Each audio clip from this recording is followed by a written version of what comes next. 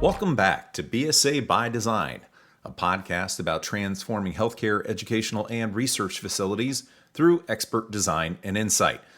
I'm your host, Brian Moore, and thank you for joining us again. I'm excited to share this episode, our first roundtable with some of our key client-facing principals, talking about how they keep the client's best interests at the forefront of customer service, ethical considerations, and having difficult conversations with clients.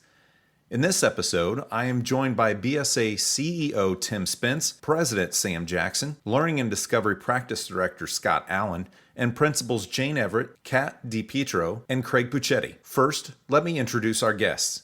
Tim Spence is the CEO of BSA Life Structures and graduated from the University of Southern California with a Bachelor of Architecture degree. He holds several licenses and certifications, including AIA, FACHA, and NCARB. Sam Jackson is the president of BSA and graduated from Rolls-Royce Institute of Technology with a Bachelor of Science in Electrical Engineering. He also earned his MBA from Indiana University's Kelley School of Business.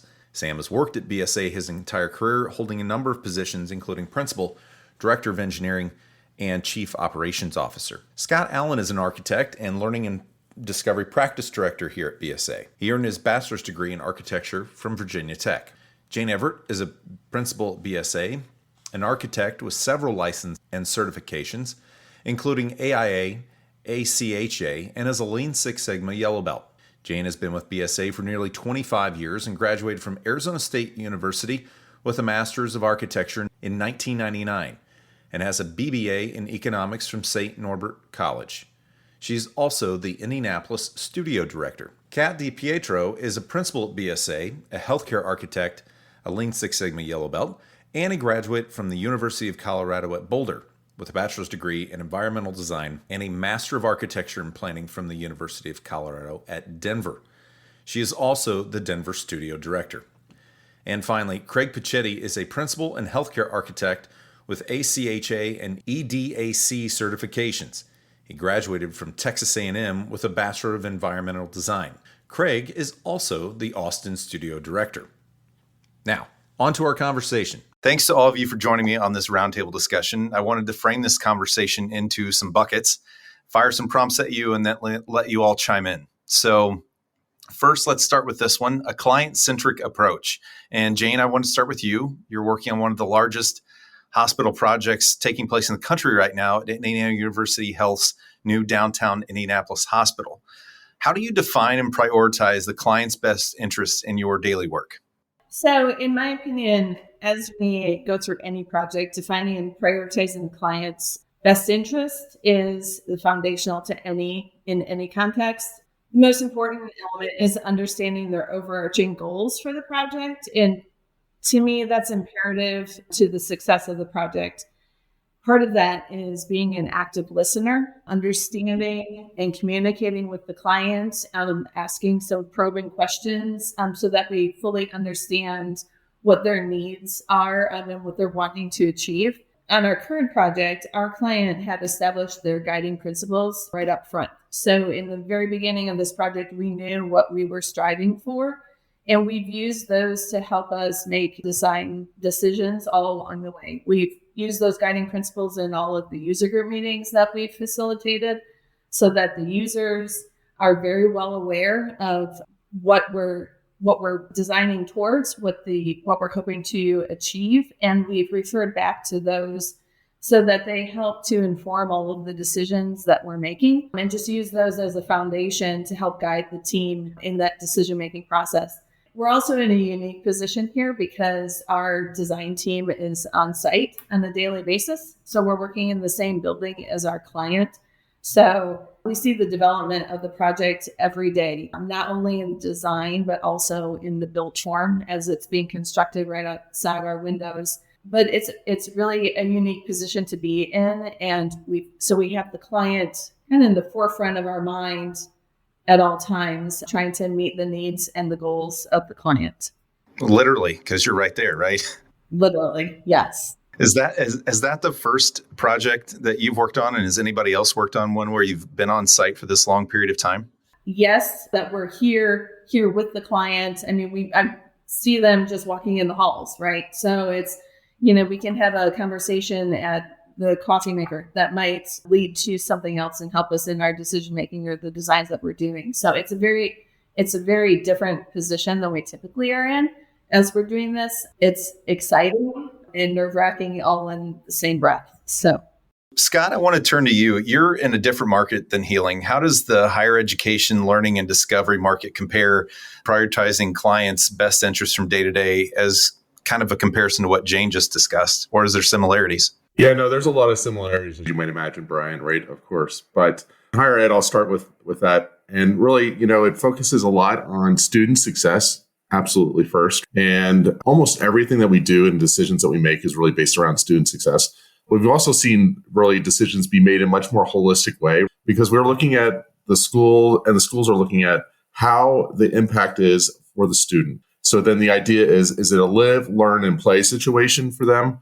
How do they interact with each other? How do they find places for wellness? How do they find places for respite?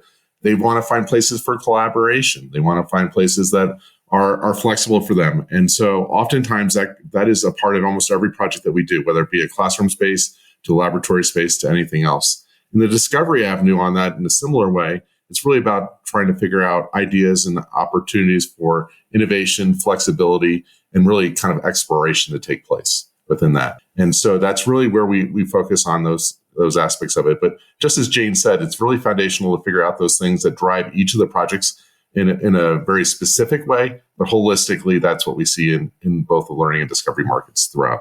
Tim, I'm going to pivot to you. How do you balance short-term requirements with long-term best interests? So, sometimes it seems like those things can collide, especially when you're looking at maybe a master plan versus a particular project. How do you deal with that when you're working with a client? I mean, I think the reality is that we have to do both. And I think design professionals, and especially architects, they're really adept at challenges from both a micro and a macro level. And that allows us to address both short-term needs and long-term goals. Now, I think one of the things that's interesting, Brian, is in real life, it's much more nuanced than that simple binary solution. So there are some tools that we use. We utilize guiding principles. Jane talked a little bit about that. I've utilized conditions of satisfaction, choosing by advantages to arrive at optimal solutions for each specific client and project. And I want to highlight that because it's not a one size fits all. You really have to, as Jane talked about, you have to tailor this to your client. And just to explain a little bit, she explained about guiding principles, but conditions of satisfaction, they're specific and measurable criteria that define when a project's requirements or deliverable is considered complete and satisfactory. And oftentimes you set those up at the beginning of the job so that you know what you're solving. And then choosing by advantages is a lean tool. It's an objective design decision-making tool that determines the best decision by looking at advantages of each option. And so again, solving both that micro and macro, we have to do both, and there's some great tools for it. Sam, I wanted to ask you, because I've heard you make some internal comments to our teams about this as well. Do you have some additional thoughts? So I've not been part of a project where the entire project team is on site daily, like Jane's IU Health project, but I've been part of some larger projects that are expansion, renovation type projects. And as the principal and or PM, I've been on site 1-2 days a week for an extended period of time. So much so that, I've spent more time sometimes with the clients and with, my own project team or certainly coworkers and things. And BSA has always been a client-focused firm. And so it's a matter of taking advantage of your time on site to not just do the work and be present, but to get to know the client and the individuals at the client side.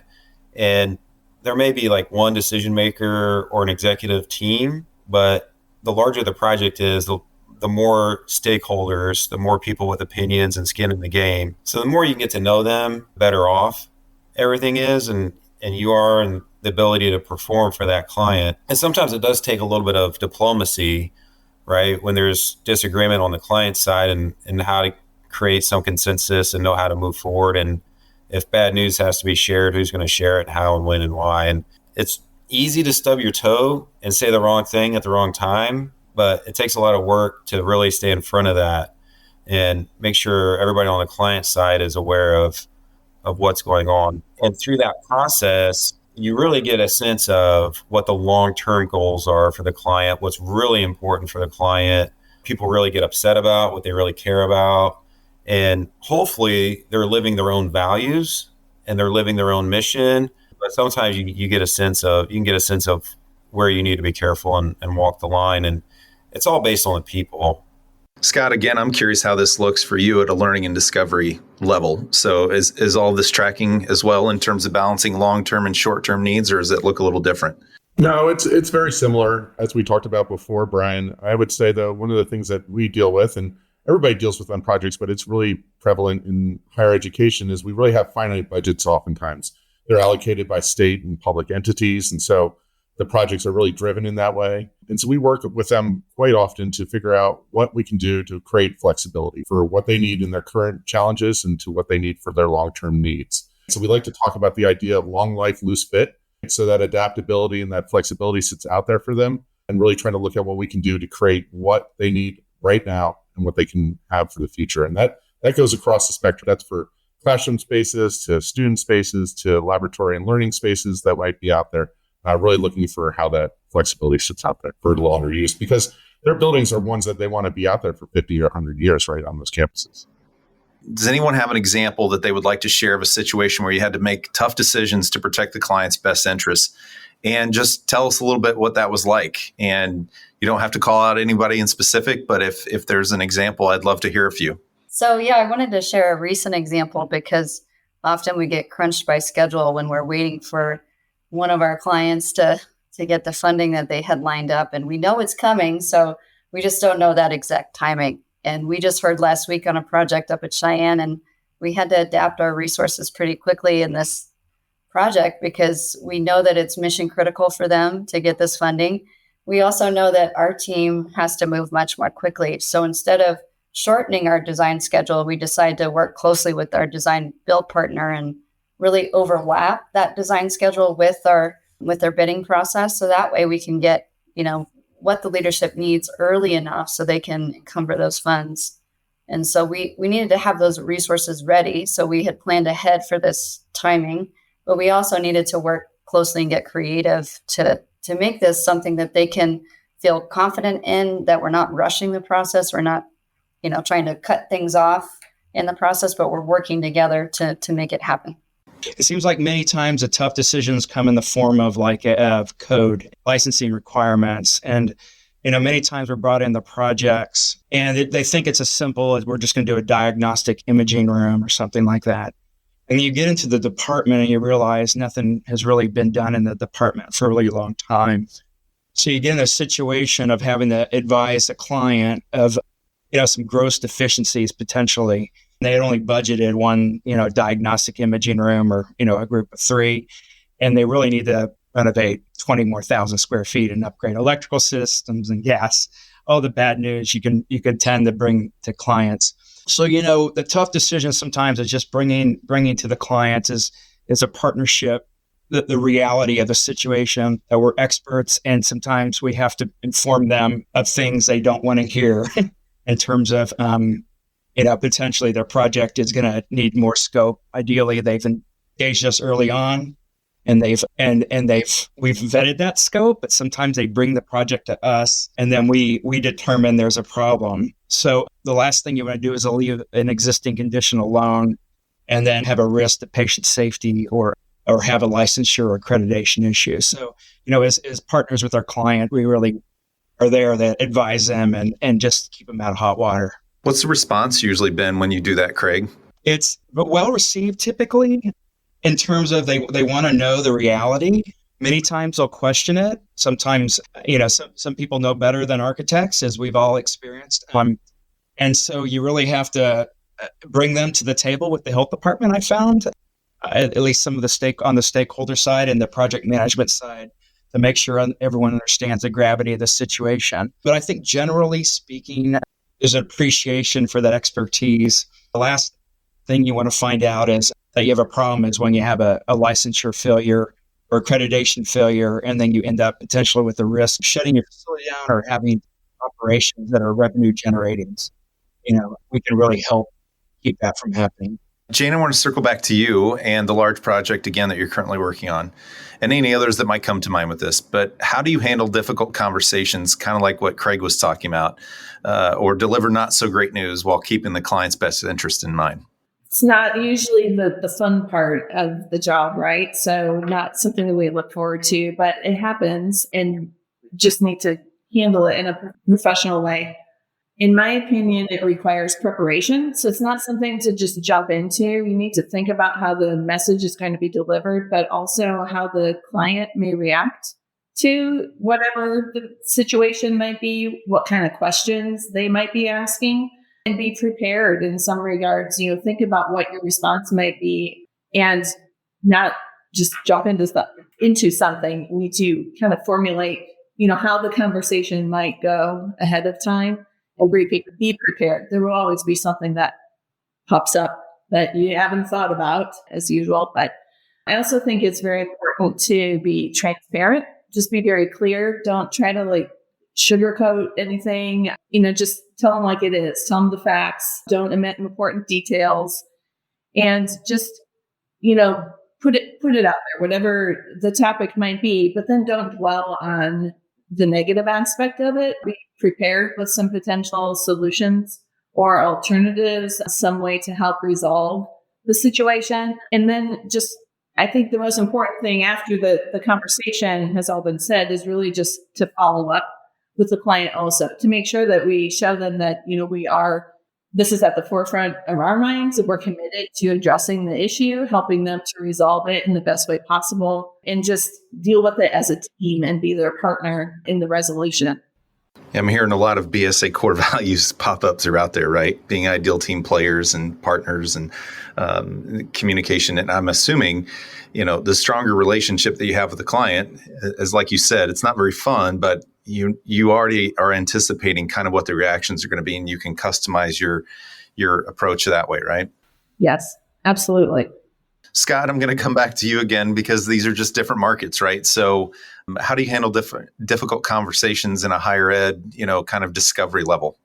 Yeah, it's very similar to what Jane described. And I think it also really goes back to the foundational conversation that Sam was talking about earlier, right? With your clients, right? It's about the relationship you build with them. Hopefully there's a lot of trust that's there. So the conversation is one that's based on just a normal dialogue. And Jane mentioned the idea of being a partner. You come at it from that perspective and you talk about very directly sort of the challenge that's there and try to be a problem solver with them. That's a really big part of it. Oftentimes in all of our institutional work that we do in all three of our markets, there's many people that are involved in these decisions. And so hopefully you have a small conversation about the challenge first with a smaller group, kind of come to a way to kind of approach that. And if it has to go to a larger group, then you do it together. And I think the biggest part about that is you do it together. You solve it together, you address it together, you're in it together. And, Jane was absolutely correct. The idea of being very, very transparent and honest about it from the beginning, and then coming with some options is really one of the biggest aspects to being successful in that conversation. It's never easy. Biggest takeaway I heard there was doing it together as a team. That builds a lot of camaraderie. I've got an open-ended one. Anybody can answer this. Can you discuss an instance where effective communication helped resolve a conflict or a misunderstanding, maybe with a client?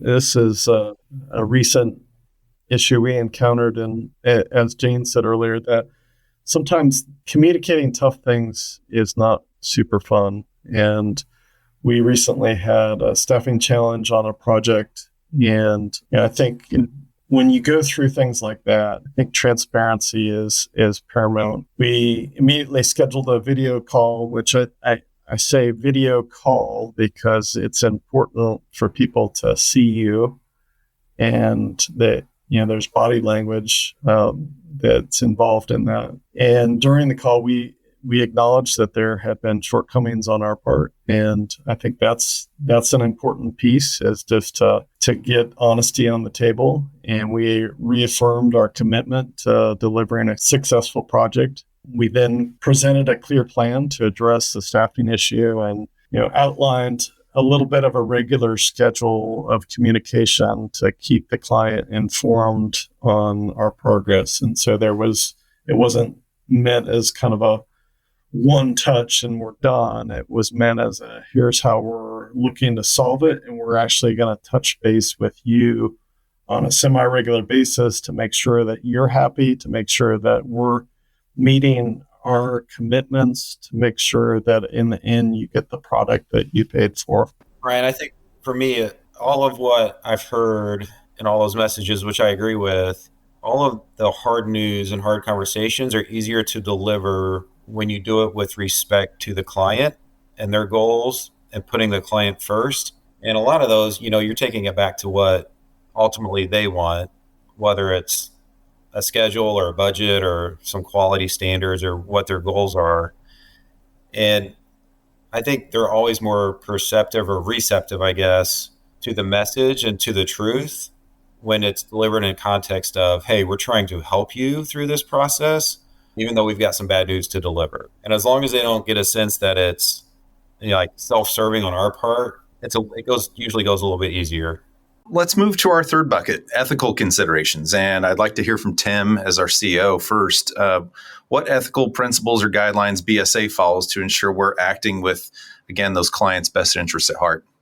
Yeah, I really love this question a lot, Brian. And it's because trust is one of the most precious and delicate things a client can give us. And it takes a super long time to develop that. It can be destroyed in a matter of minutes. And if I had to define BSA's code of ethics, the following words would be included on that. And one is just respect. It kind of gets back to appreciating others for who they are and giving them a seat at the table, both in the, formally, but also like just the way you treat people. People know when their ideas are heard, and that's really what it comes down to, that you matter, your ideas matter. Number two, I would say client focus. And I think, Sam, you were kind of talking a little bit about this, that it fundamentally gets down to like when the owner wins, we win type of attitude. And we're not satisfied with anything less. The third thing I would say is honesty and transparency. We've been talking about that.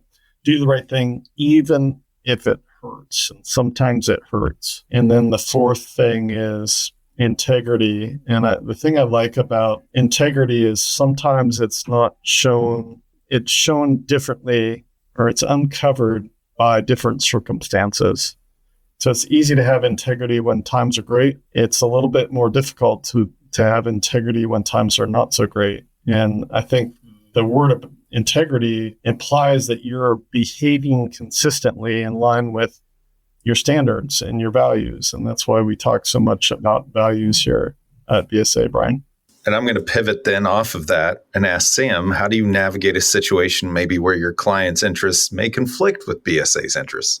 Yeah, that's tough. So ultimately, we do a lot of, I think, due diligence and research with our clients before we know what we're getting into when we start that relationship. We've got a robust go, no-go process that ideally when we really know the client and we're checking all the boxes and we're having all the right conversations, we avoid all of the ethical issues, all the conflicts of interest, and all of those things.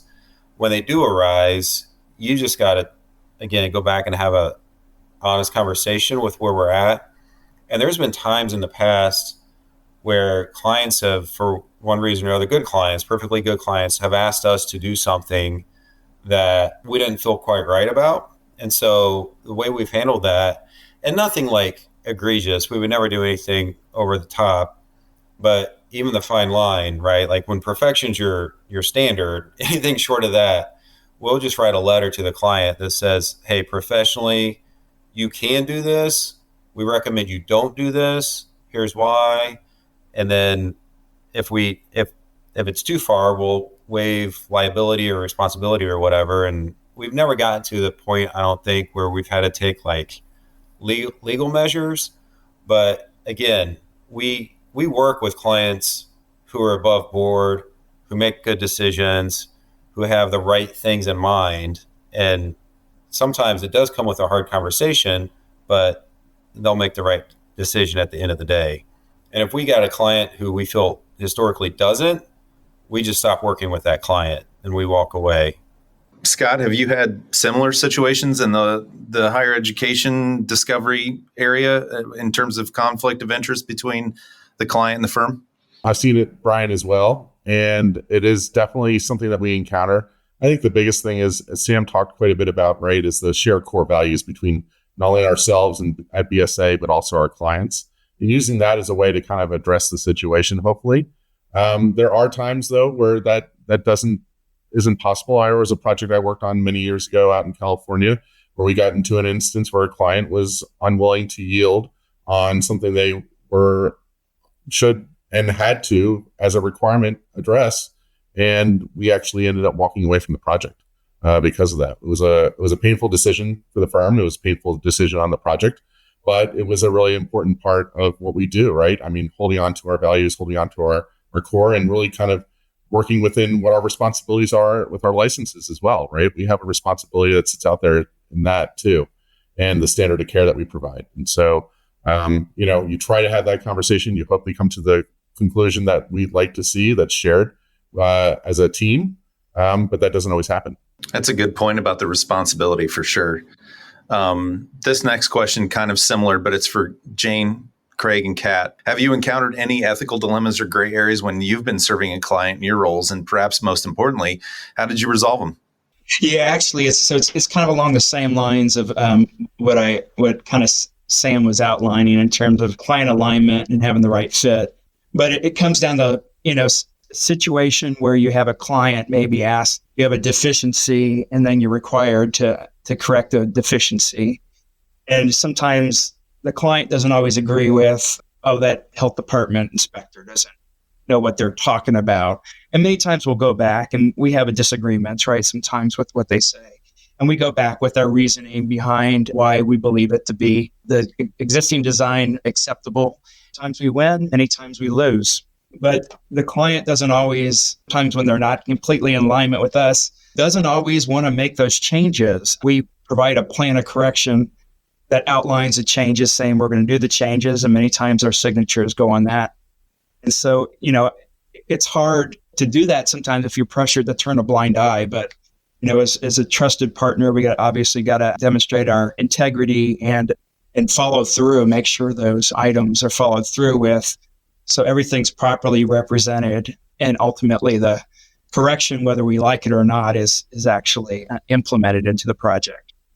Yeah, so for this one, I appreciate what Sam and Craig have both shared about the go, no-go process, because sometimes we've been in a client relationship, Brian, for quite a long time.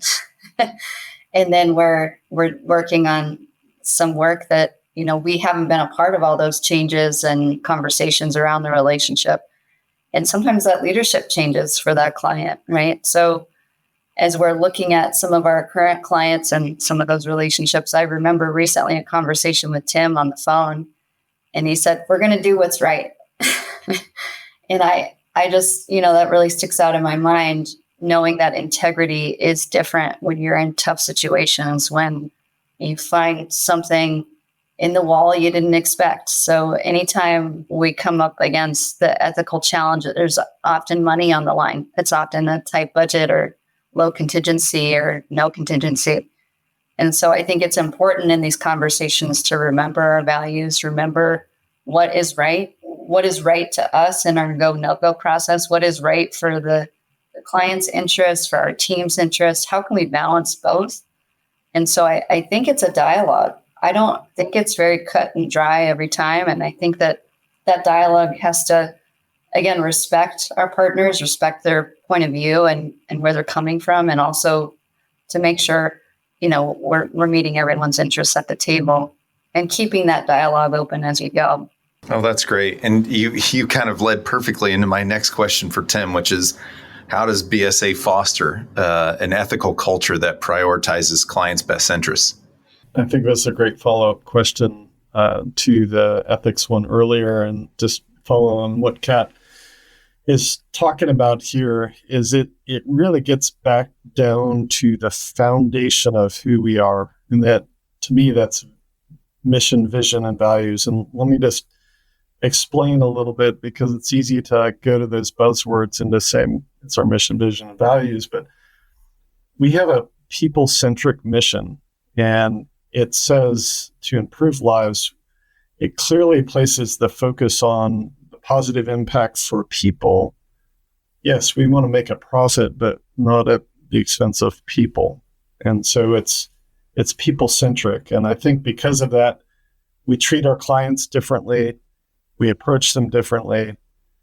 And then our vision is partnership-driven.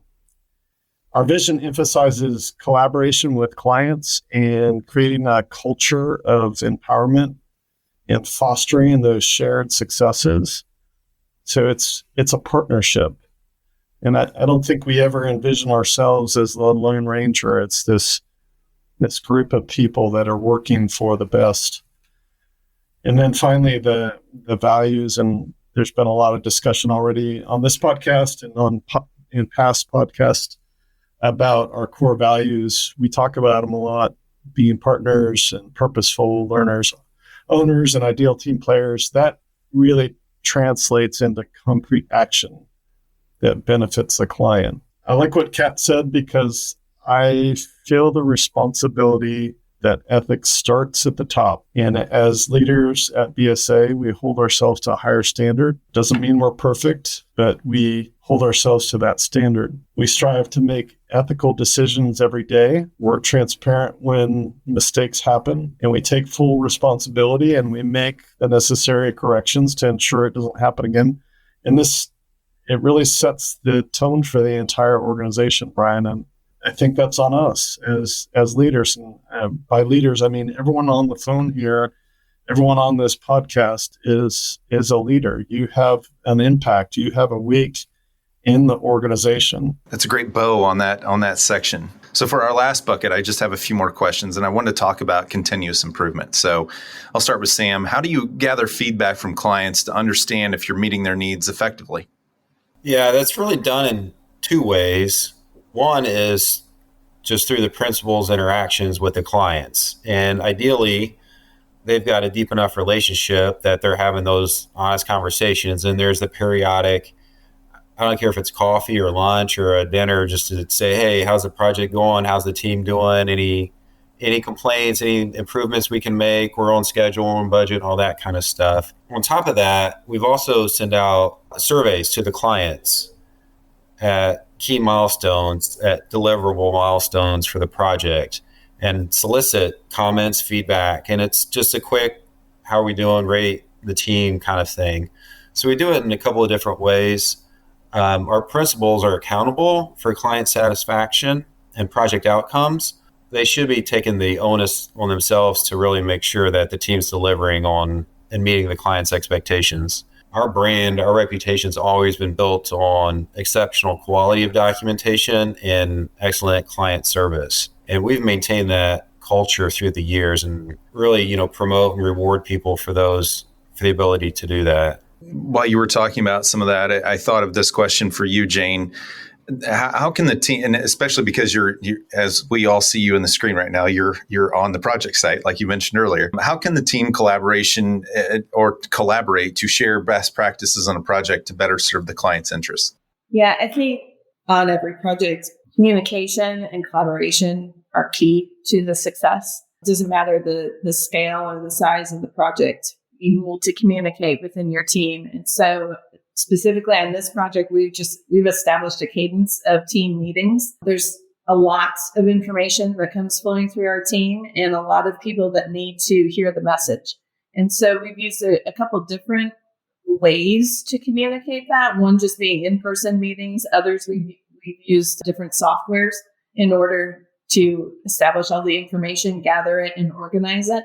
So that has really helped the team. But the one key factor is the way that we've organized our team, and given that we have floor leads. So given that we have a multitude of stories, multiple story building, we have one person who is kind of the owner of a floor, so that we have consistency throughout the building. And as Sam mentioned, we've always prided ourselves on the documentation the documents, that we put out and the quality of our documents. And it's no different on any project. And here we really want to see the consistency in the design of the building as well as the documents and how we're documenting that whole building. So our floor leads have regular communication. A lot of it is informal, but they're talking with each other, sharing what they've learned, either through a user group meeting or different details that we're using in the project or softwares that have really enhanced things and made things a little bit easier and more efficient for our process. So it's worked, through all disciplines, that cross communication. We've also, fortunately, we've done several projects for this client. So we have other lessons learned from previous projects that we've been able to look back on and improve upon, or know some of the standards. We kind of have a feeling for what the owner wants because of other things that we've done previously. So that's really important to really create that library. And that's what we're trying to do on this project, is create things that we can move forward with future projects for this client and as well as other clients. But then lastly, I think regardless of the length of time of a project, it's really important to celebrate the successes along the way. And so as we've had different milestones that we've met, we've celebrated each one of those, each of the design packages that have gone out. When they started construction, different things, even though we're still on design, there's so many other things to be celebrated as we move forward, not just the conclusion of something, but the whole progression of the project is really important for everyone to feel like they're a part of it and know that the success of this project will be seen by, us and the client. And it's really been a full collaborative team effort between all of the disciplines and the owner. It's really important when you've got a project that can be years long, right? Celebrating those little milestones for sure.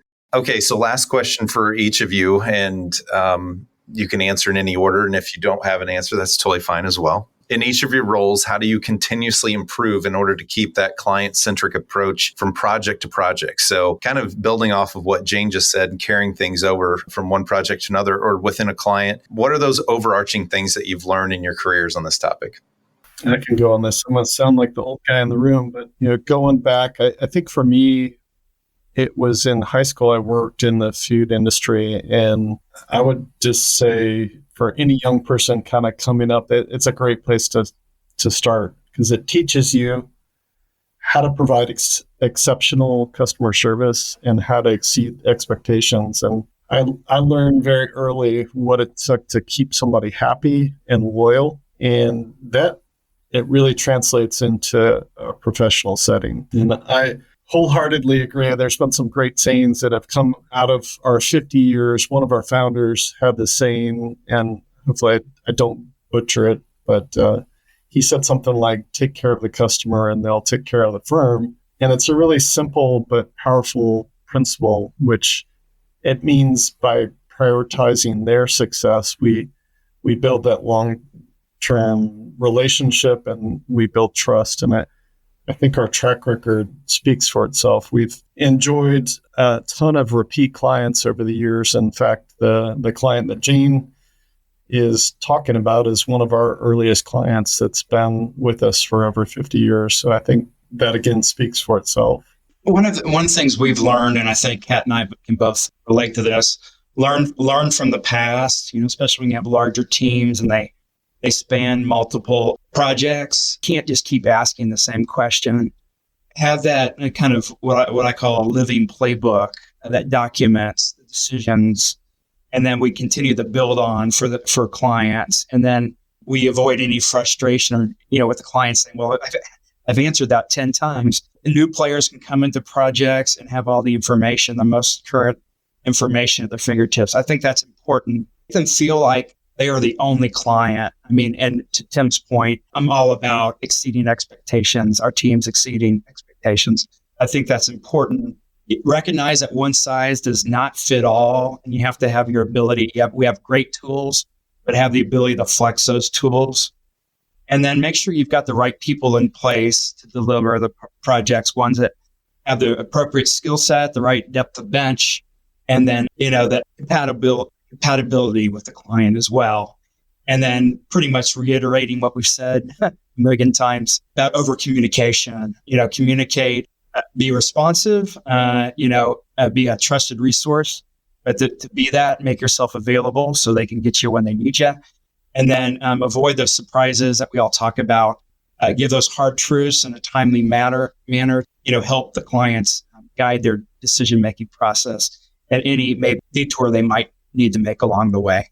I agree with that. And I'll add that the ideas that I've learned are simple, but take a lot of effort to implement. And it's simply this, that every project has a set of goals that are defined by the scope, schedule, and budget. And if you can keep whoever on the ownership side is in charge of that happy with the progress of the scope, schedule, budget, they're usually pretty happy with the deliverable, right? It's facilitated through, it can be just informal weekly or biweekly conversations of, hey, here's the progress we've made last week, here's what we need from you next week, here's open questions, here's where it's at risk, all those things. And it's just that continuous, that's the effort you put into it, right? It's those continuous conversations.